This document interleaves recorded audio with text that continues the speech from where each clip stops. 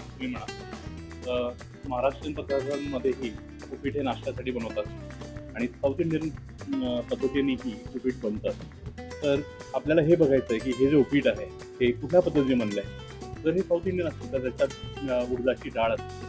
माझ्या अंदाजे ती एक ओळख आहे साऊथ इंडियन उपीटची. आपण बघूया की हे उपीट साऊथ इंडियन पद्धतीने बनलं आहे का महाराष्ट्रीयन पद्धतीने. आणि त्याच्यासोबत मी थोडी चटणी मागून घेतली आहे. चटणीची आपल्याला टेस्ट कळेल उपीटासोबत. वास, सुगंध अप्रतिम येतो आणि ही एक चांगली ओळख आहे या पदार्थाची.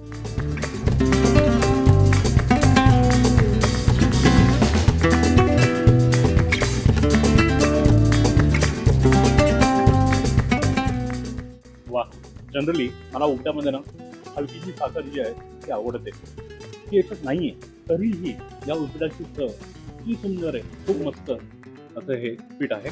जर तुम्ही पाहिलं तर उडदाची डाळ तर आहे, टमॅटो आहे याच्यात आणि योग्य प्रमाणात तिखटपणा आहे.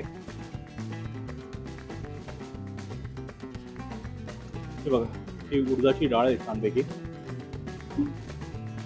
पोहे तर मस्तच होते, पण पोह्यांपेक्षाही मला हे उपीट जास्त आवडलं.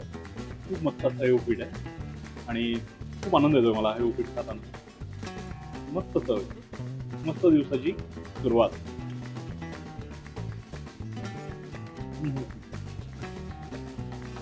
सुरेख.